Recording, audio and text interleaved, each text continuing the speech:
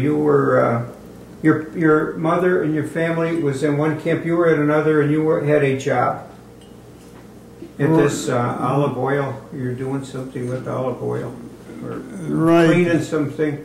So maybe you could tell a little bit about. I brought in my. It's the tape is rolling. Okay. It's rolling. Go ahead. Okay, we were. My brother had the olive oil business, and so that was your job. And you were how old at that time? I was around 13, 14. That was a good age. Was it a good age that they didn't? Well, you know, I was able to move around a lot better than my older brother or my father. And before you know it, they started, the old Jews had to move into a ghetto. So we had to move from our house into the ghetto, and they gave us for my whole family. My mother and my father was already gone. My sisters and cousins, they gave us a place where there was only one room in a little, I don't know what you call it. Who were you with at that time? Well, my mother was still alive, and so my mother and my sister and my cousin and your brother. One brother was still alive. And then one day they gave an order to all the Jews between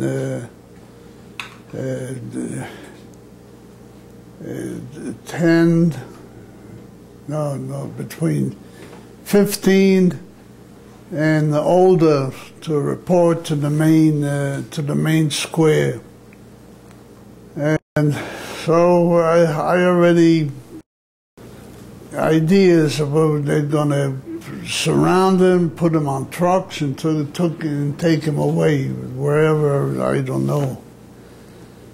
And before you knew it, this is exactly what was happening, and they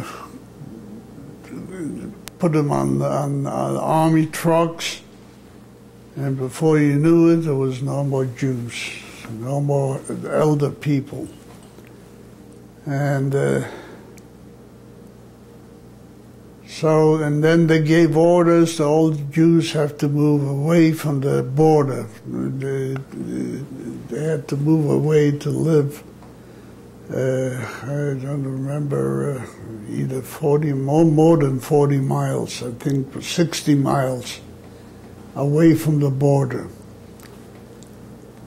So we had no choice. So my whole family, my father was still alive,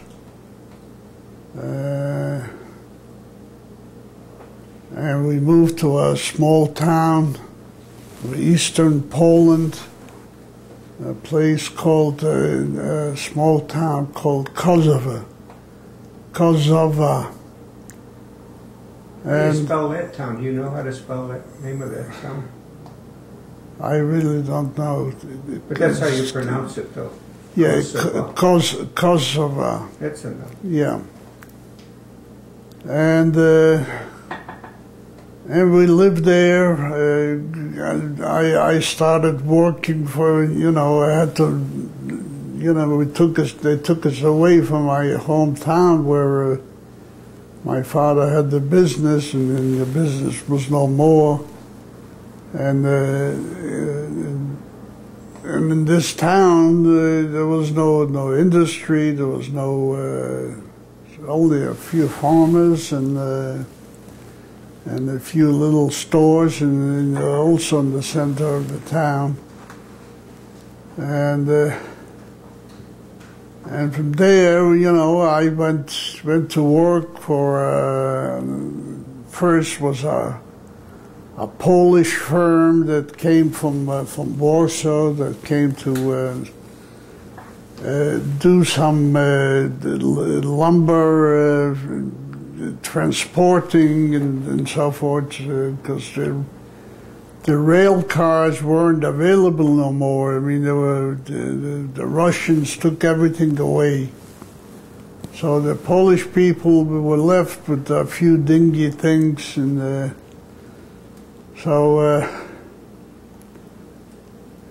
so before you knew it, I was on one of those trucks, and they took me to a town where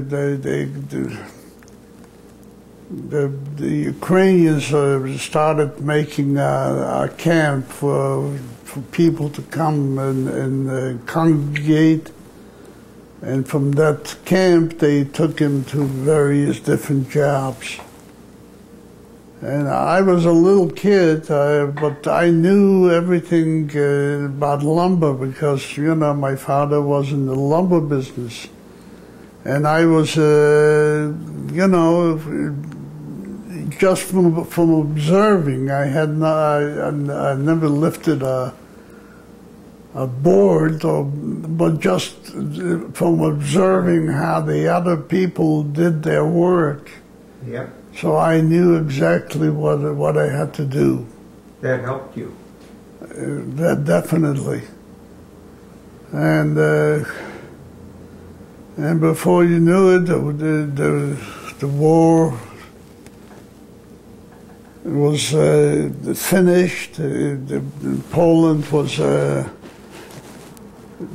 was divided between the Russians and the Germans, and I remained on the Russian side. And you know, with them, you know, you couldn't, you know, there was no stores. Food was unavailable already.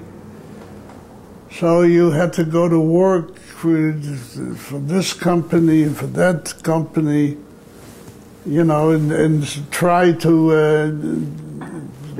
make a living. Well, they paid us very, very little. But they paid you something. Well, they paid us something, but the main thing was certain times, you know, the guy would bring from their home a loaf of bread or some vegetables or some fruit, and then he would try to sell it, and then and of course the Jews, you know, whatever money they have, they spend to, you know, to buy from the Polish people or from the Ukrainian people, whatever they could. But before you knew it, they ran out of money. They ran out of anything to buy to make a living. So.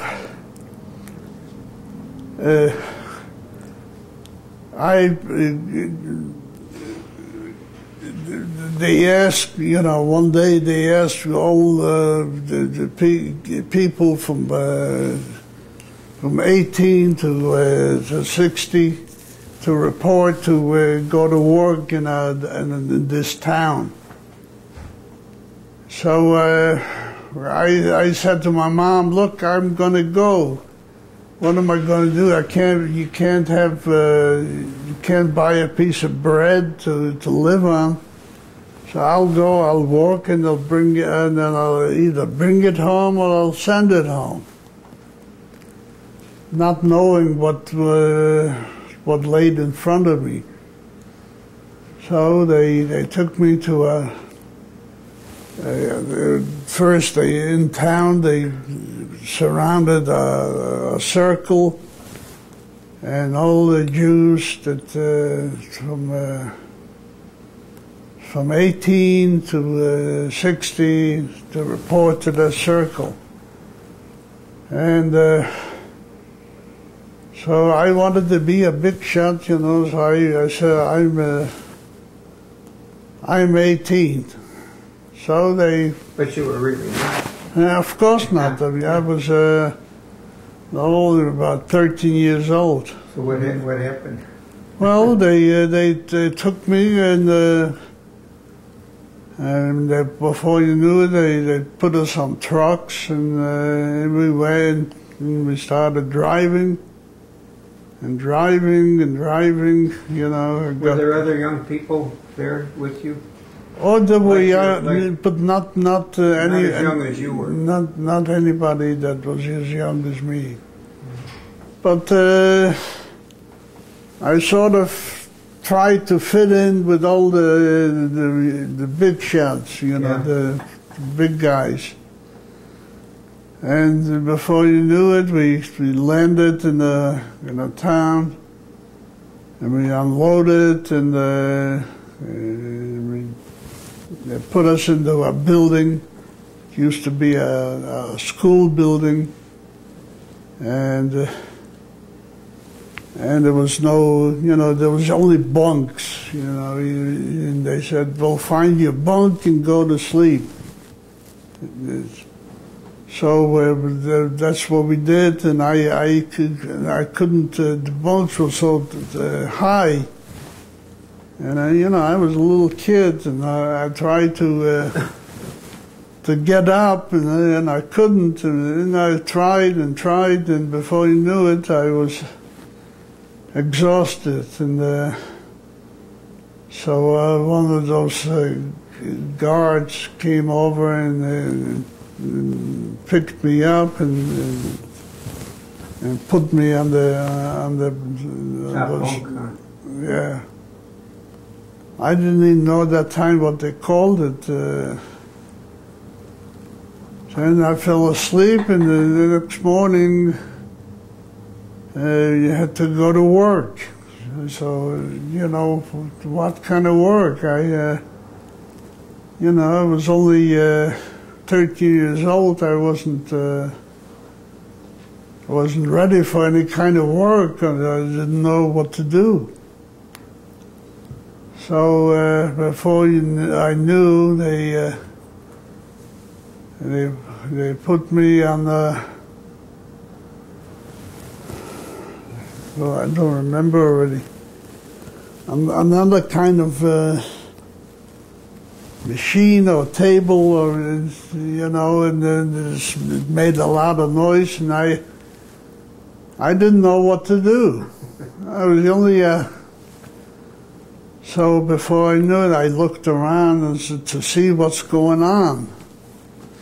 So in a little time, I just slid down from that, I don't know if it was a bed or it wasn't a bed, it was like an army...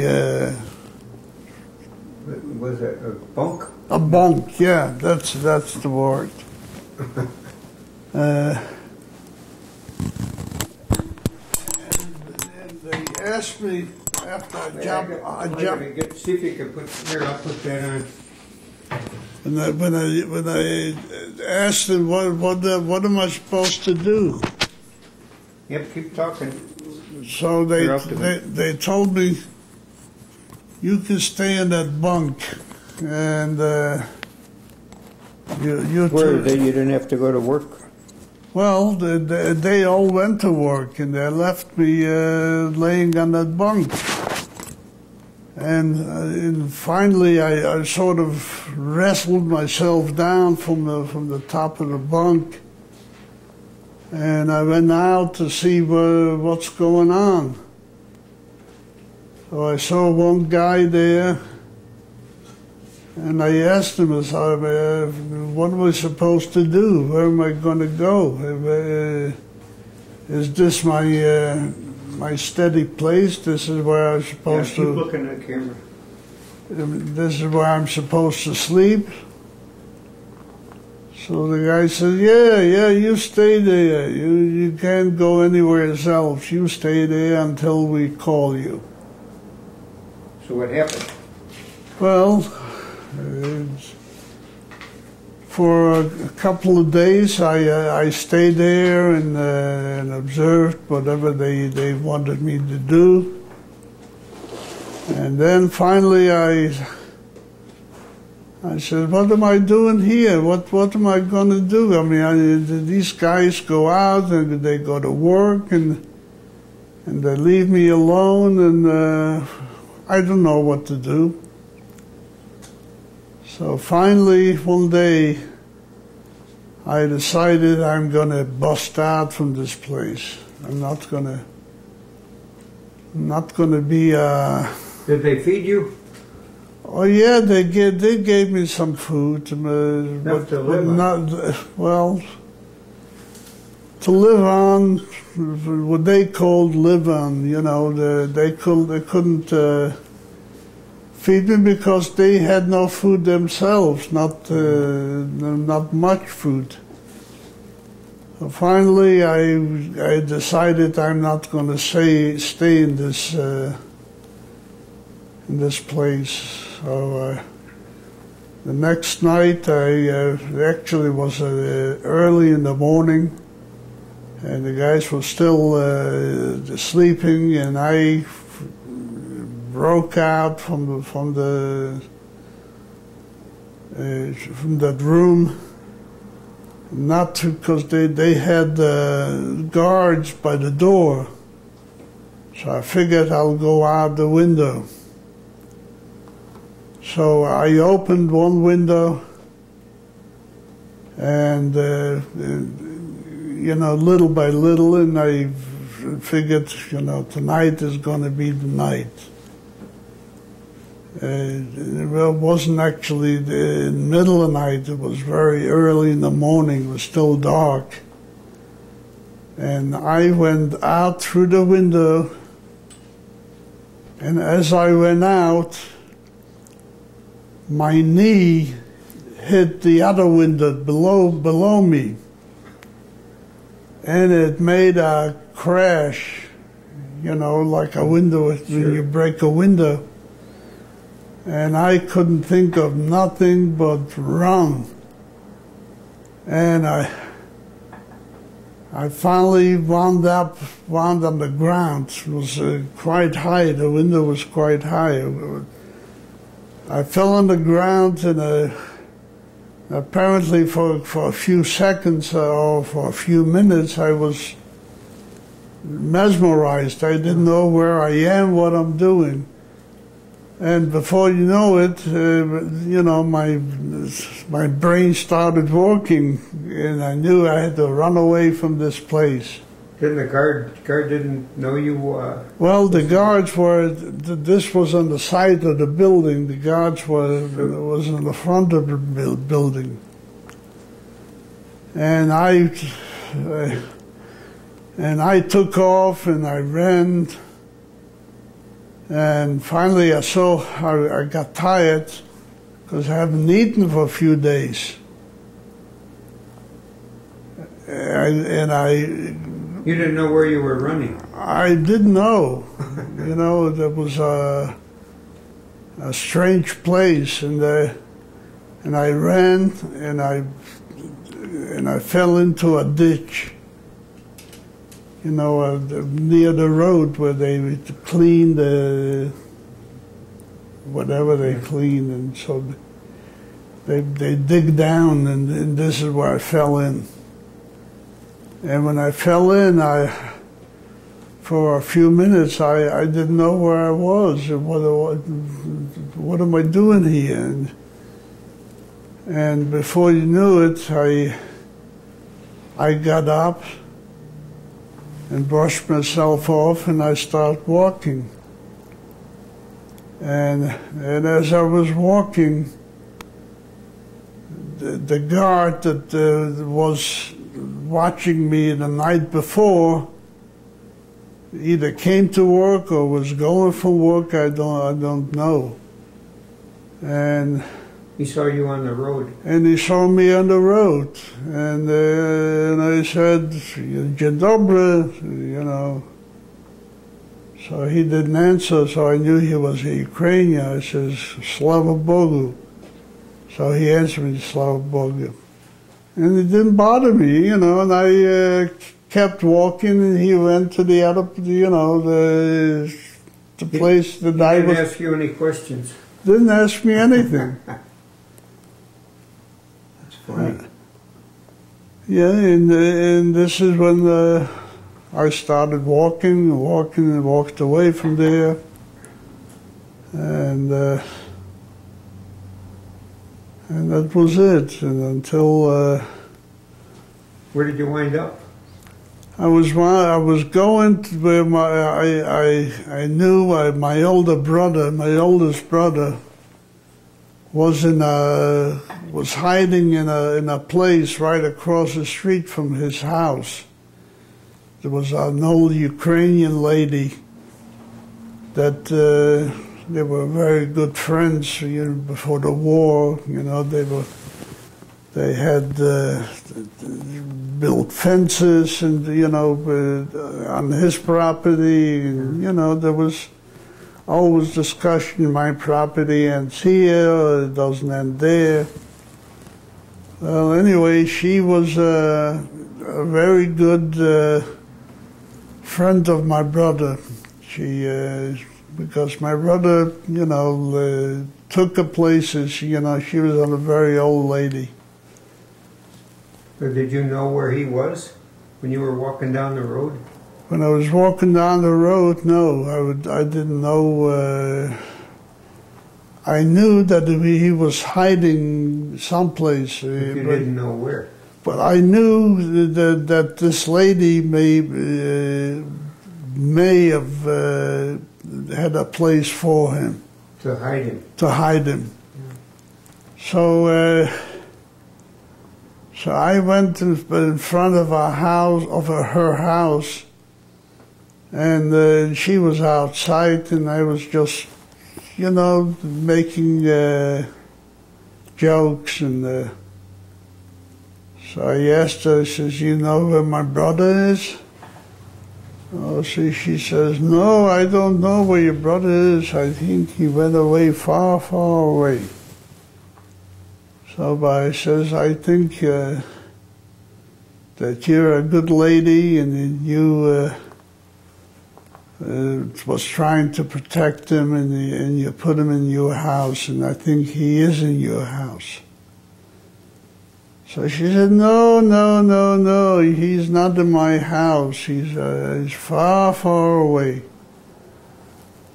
So I started sort of walking, and I was walking away from her. Walking away from her.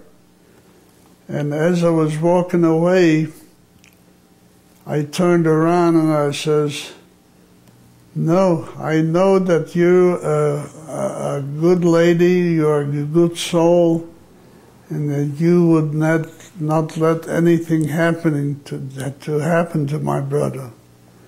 And I think my brother is in your house."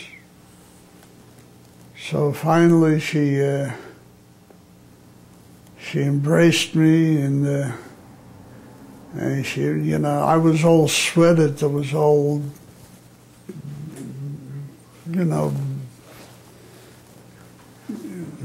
very excited, and she did, you know. She sensed that. She that you sensed were upset. that Yeah. I was very upset. So she took my head off, and she wiped my face, my forehead, and she says, "Okay, my dear, you can relax now. You can be, you don't have to be so excited.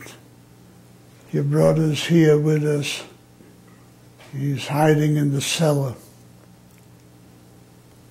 So at that point, I really let my heart down, you know, my whatever. Yeah. And that was emotional. Wow. And I started crying. And she came up and she said, "Don't cry, don't cry. Don't cry, you'll be all right. Your brother's here. And you can go see him." So So she led me down from the kitchen, right from in front of the stove. She had well, it was a wood-burning stove. There was no electric stove like we have here. So she had a wood-burning stove, and in front of where she put in the wood, she put a piece of metal, to lay the lumber, the wood. To store the wood, yeah. Yeah, so she didn't burn the floor. So, but under that floor, under that section, she carved out a piece of the floor, and that's where she made a little door to go down to the basement. And she says, well, your brother is down there and your whole family, because I had other cousins and... So she was hiding other people? Oh, she was hiding 10 people. Wow. When we came, there was 13. And she had to go buy food. There wasn't much food that she bought bread and maybe a few vegetables or something, but she bought very little because everybody knew she was a single woman, and she goes out in the market and buys several loaves of bread and vegetables for more than two people. They were suspicious of her. Of course. But she put on a very good front, and she risked her life doing what she did. She didn't let anybody know that she was. And she was a Ukrainian woman? A Ukrainian woman, yes. Wow.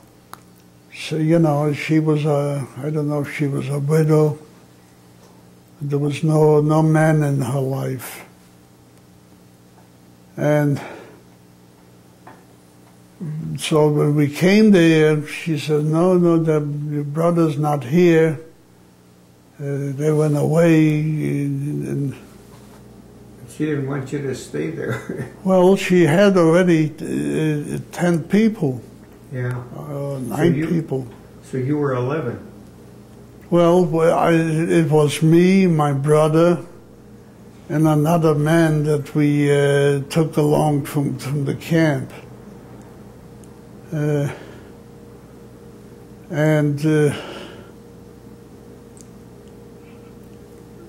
she hit us. Well, my mind is sort of going blank. You want to quit for a while? Yeah, maybe we should stop for a while. Because it's half a tape again. You're doing good. I just wondered if you could finish. Well, let's. I'll stop. Sort of. Yeah. Okay. So you can continue that when you were in the cellar with your brother and your other friends. All right. And at that time, I decided that we have to get away from this place. It was too crowded. And plus dangerous too. Dangerous, and the lady, I didn't trust the lady. If she would. You say you did not trust her? I did not trust her. Wow. Although, what she was doing. For a while, she was saving you. Well, she was saving us, yes. Did anyone pay her to? Was any of the people that were in the cellar, were they giving her anything to pay her? Oh, yes. They gave her all the money that they had through the time, every month, every day, or every week. I don't know how they paid her. But she got paid very, very well. And the only thing we were afraid of, that, if she, she's she's supposed to be a poor old woman with no income. I mean, and all of a sudden she comes to the market and buys this and buys that, you know, but a lot of stuff, and people will start getting suspicious, and they're going to start following her, and you know. So you and your brother realized this, and you wanted to get out of it. That's right. What happened?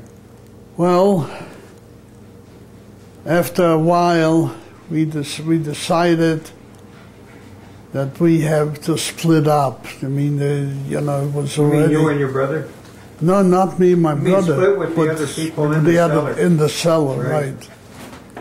So we decided, you know, actually I decided. I was the youngest in the family. My brother was older. I was only a kid. Yeah. And I decided we got to get out of there. So where did you go?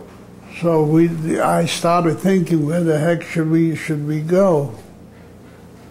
Then I started thinking of a lady that came to our town during the war, and then she was looking for a place to live and to stay, and I sort of took an interest in this lady. I had, you know, she was a stranger to me. I never knew her, never saw her before, and at that time I was working for was a Polish company that were doing something of fixing bridges. And this engineer was walking around this town and looking for an apartment. And I knew where there was an apartment for rent. And I walked over to him. And mind you, I was a little snot. You know, where was your brother? Is your brother with you? No, my brother wasn't with me. I was you were alone. A loner, you know. Although I went home every night, but during the day I tried to do things. I don't know why or how, but this lady, I found her walking on the street, and I saw that she is looking very, well, I don't know how to say it. Unhappy or sad? Or what? No, not unhappy or sad, but a stranger in the town looking for some place, you know, where she's going to... She was lost? She was lost, right. Okay. So I went over and I asked the lady, I says, what are you looking for? She says, well, I'm trying to find a place where I can sleep tonight. So I said to her, okay, I'll try to find you a place to sleep. And I knew that that company that I worked for, they had a few houses in this town. Yeah. And this was when war was going on. Oh yeah, it was right during the war. So this could be what time? This was before you were liberated, or this? Was, oh yes, this was way before I was liberated. Oh, maybe you could tell me a little bit after you found a home for or a place for yourself and this lady to stay. Well, so I went to the lady that worked for this company, and I asked her, I says, you know, I have a lady that is homeless, she doesn't have a place to stay. Could you have a room? I mean, wasn't talking about a home, you know. Yeah. If you find a room for a person, that was good of you. You've done a great thing. Finally, she found a room that the director from that company had in this town, and he wasn't using it. and there was a room in that building that a person could stay. So I directed her to that lady. You know, so she had a place to stay, thanks to you. Yeah, she had a place to stay, and before I knew, you know, I didn't stay in this town for long. You know, for long. I was moving around. It was right after the war, and I was looking for relatives, you know, for survivors, you know, and of course wherever I went, you know, this person is dead, this person is not alive, this person is got killed. So you just stayed on the move. And I was constantly moving from one place to the other. And finally...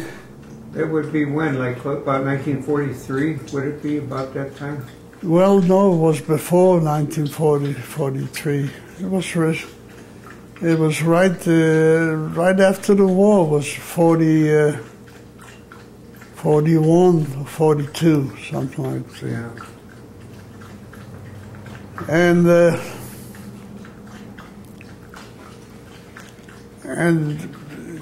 the lady, before, you know, I left this place, I went to other places, you know, there was a camp nearby for Jews. So before I knew, this lady brought, she was from another part of the country. So she had a son and a daughter. So she brought them down into this complex.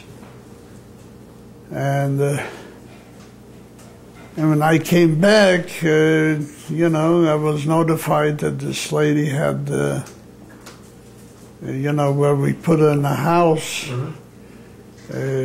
She had made place for a son and a daughter. So I was very, very happy and surprised. And I went to meet them, and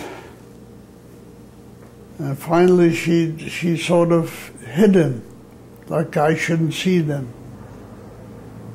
So I asked her, what, you know, how come, what's the reason you don't let me see them? Well, because I think that you're, what did she call me? She knew you were a Jewish boy. Oh, yes. And I'm a buffalo.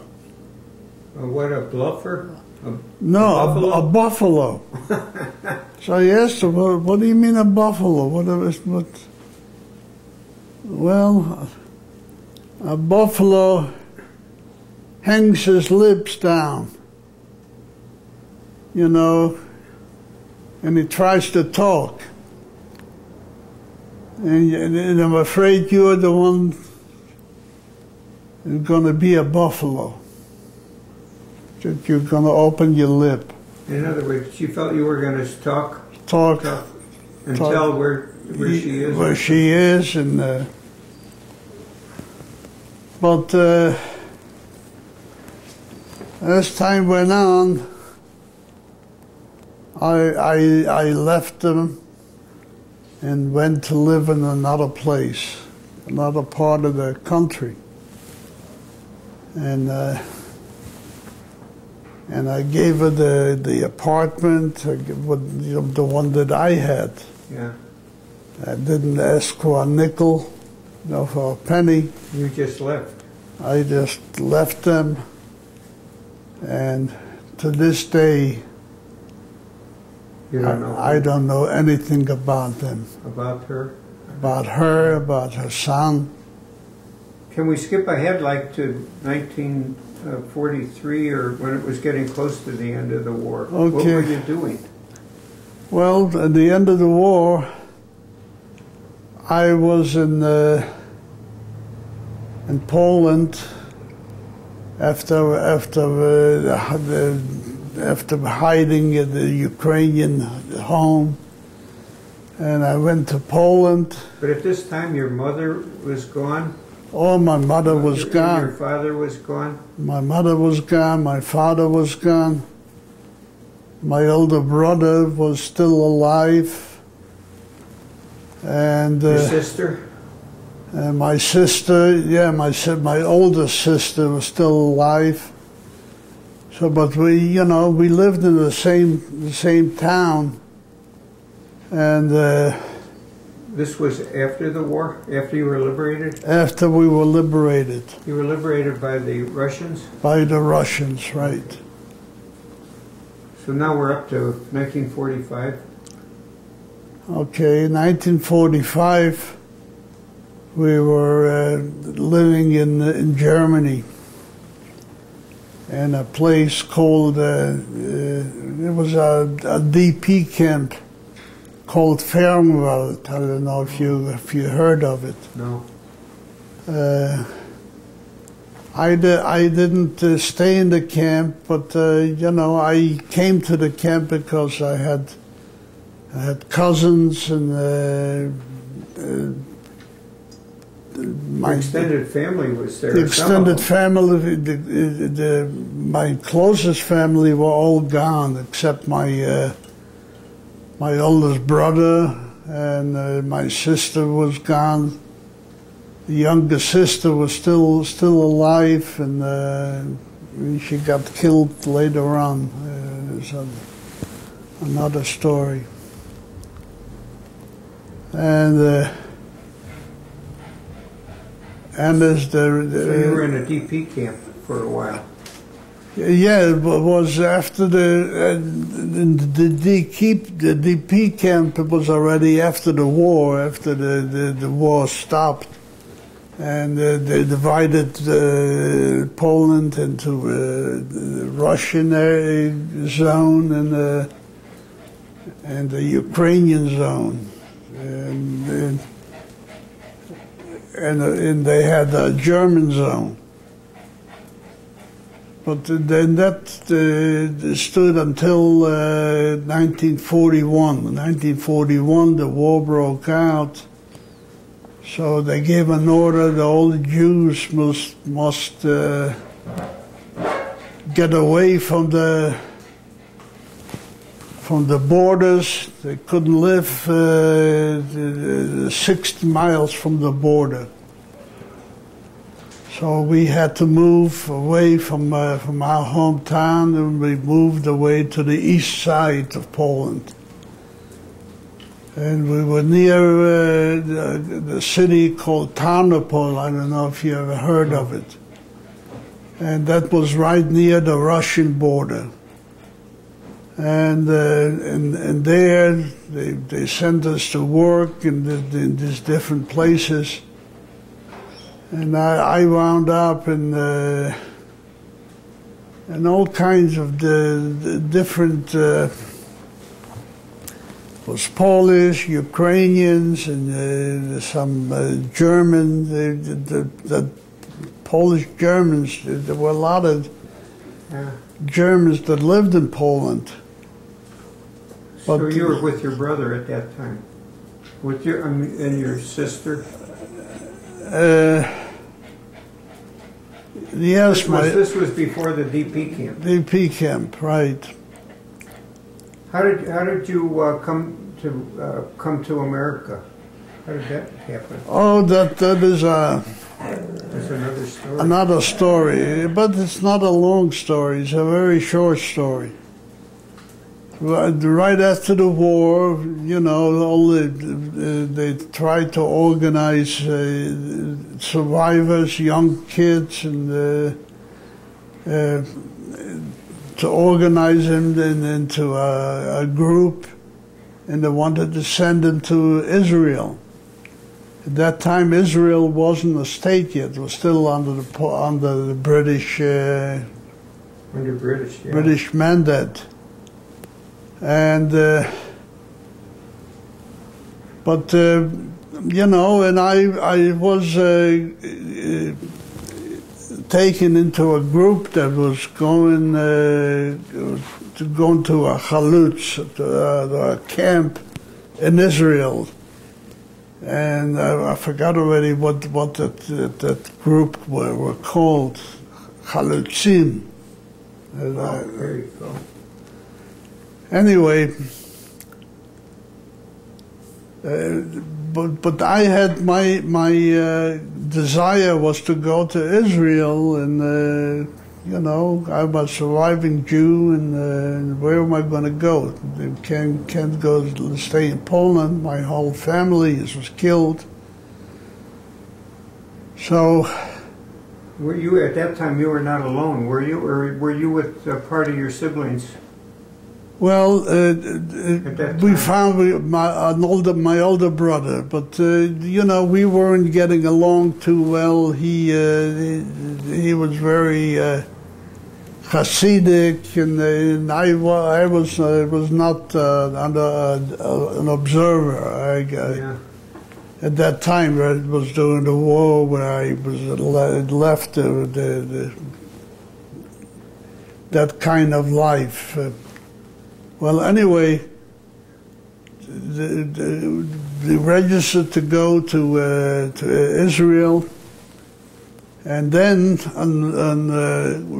one day we were out by the railroad stations always, because we were looking for newcomers that were coming from Russia. Right. Because you know, there's a lot of Jews that the Russians and the people were running away from the Germans that were to Russia, so now they had a whole influx of Polish Jews that came from Russia.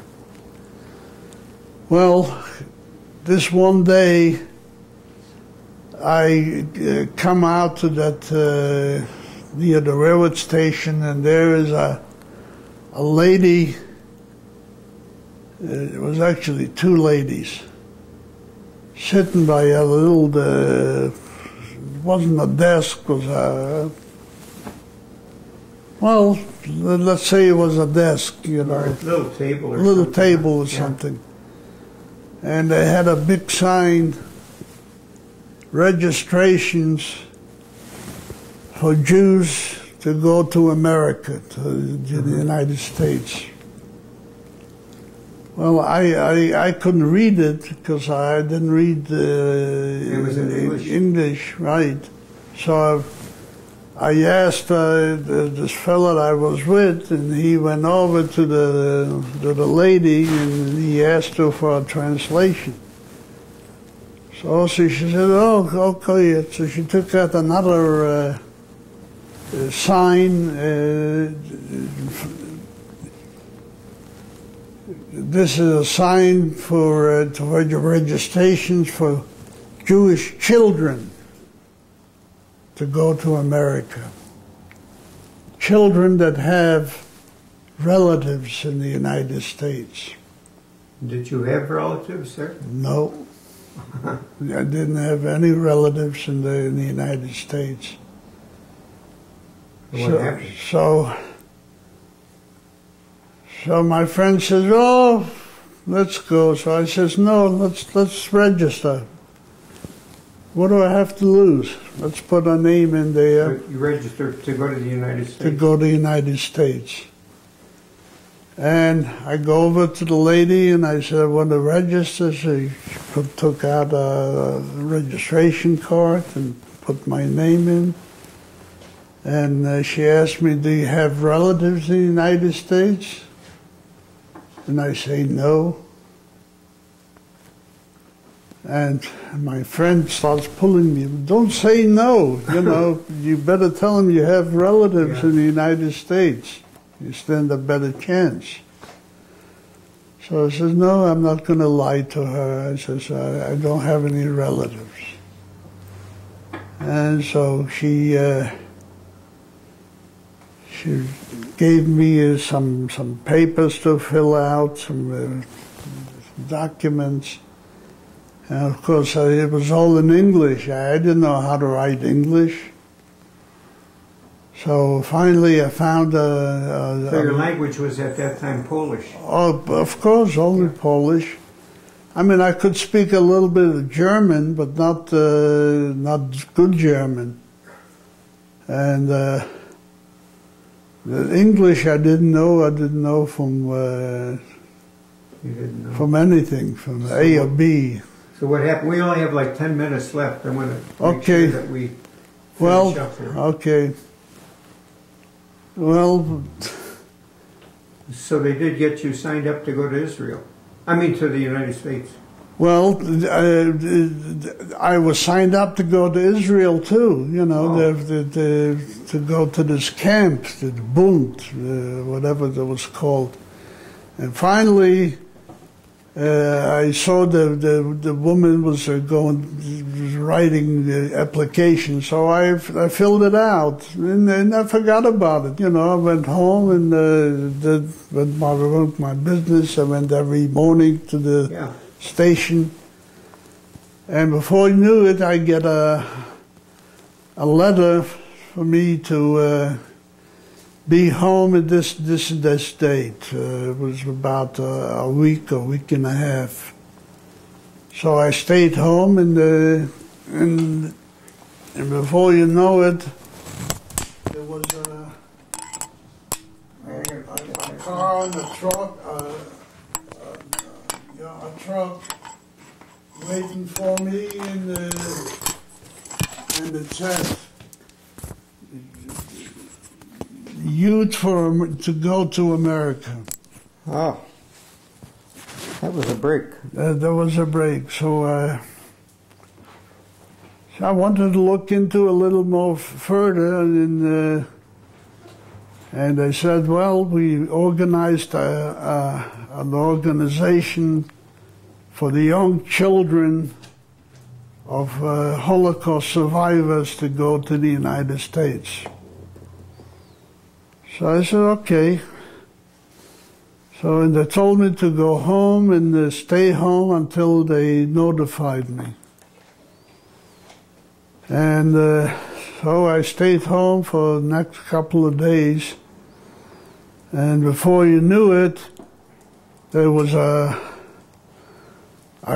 car, a military little wagon. It says, young people for something, you know, I couldn't read it, to go to America. And they put me in that little truck, and they took me to a camp, and they said, okay, you stay here until they call you or they send you a letter. So I stayed in that little one room, and waited for about, I don't remember, either 3 or 4 days. And before you knew it, there was a knock on the door, and they said, Ben Bergstein. So I says, here. It says, come. And they put me in a little military truck, and they started driving.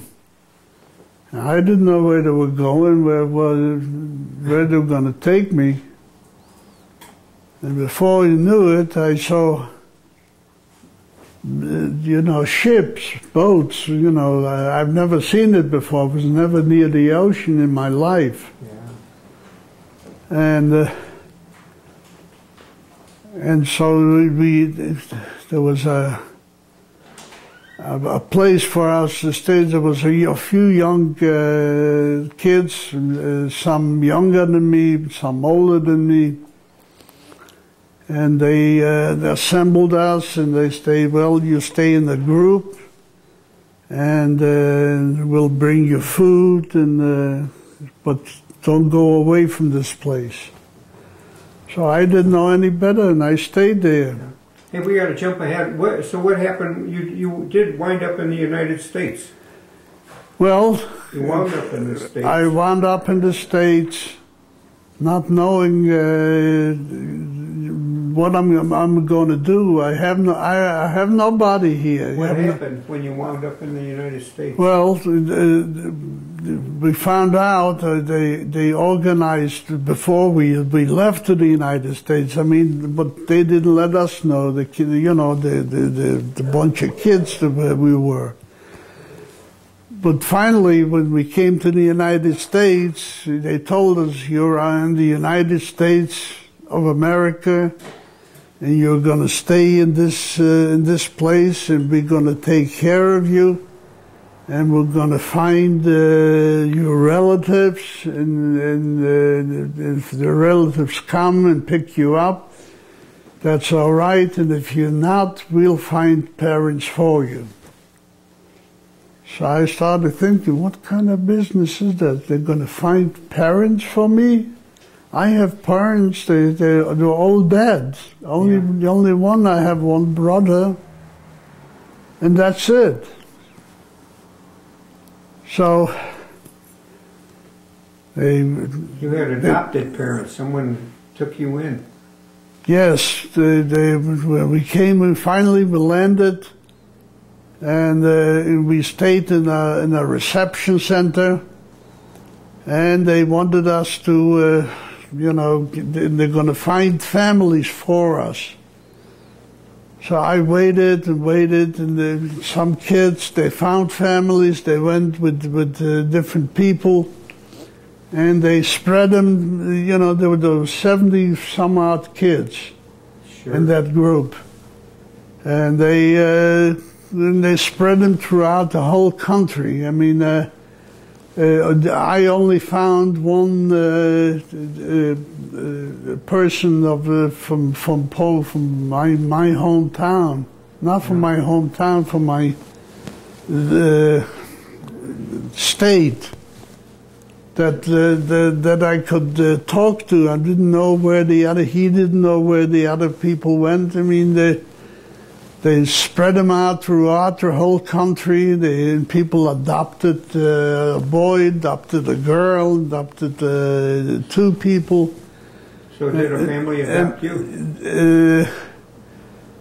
No, they were telling me that there was a family in Niagara Falls that wanted to adopt me. So I stayed in this place for a few more days until they had a bus or a car, I don't remember what it was, drive us to Buffalo. No, not Buffalo, the Niagara Falls first. So Niagara Falls, they put me with a family. He was a grocery man. He had a store, and he had a family. He had one son. One son became afflicted with polio. That polio that, if you remember, went on during that time. So you wound up with a family. And I wound up with that family, and I liked them. They were nice people. They treated me very well. They got We only have a couple minutes left. Yeah. They got a tutor for me to start to teach me English, and I didn't understand. I couldn't comprehend the language, and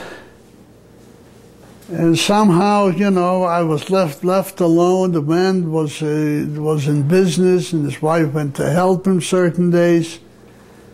And I didn't know who to talk to. I didn't talk English yet. And but I was left alone, and I started rebelling for a while. I didn't want to talk to this person. I mean, the man was just annoying me. He didn't say much, but I couldn't express myself. He spoke a little, Yiddish, a very broken, I don't know, Eastern Poland. I don't know where he came from. But I think we're almost out of tape. okay. Well, this was the end of staying with these people. And I went back to New York. And I found my cousin and another cousin. And before you knew it, I started working. I didn't have any trade, but one friend of my cousin's found a shop that needed a marker. So that was your first job? First job, there was a marker. What is a marker? A marker is, you find a pattern, you put it on the cloth, and you mark out wherever there's a slot in the pattern. You mark whether it's right or left. I don't remember already what the rules were. And before you knew it, they let me do some roll-out lining. And so I rolled out lining. I'm going to skip ahead real quick because I only got a minute left. Okay, and before you knew it, I became a cloth cutter. How did you meet your wife? I met my wife in New York. And that's a long story. So if you're out of tape, so we're out of tape. Yeah, we're out of tape. So you did good. So when is the next session?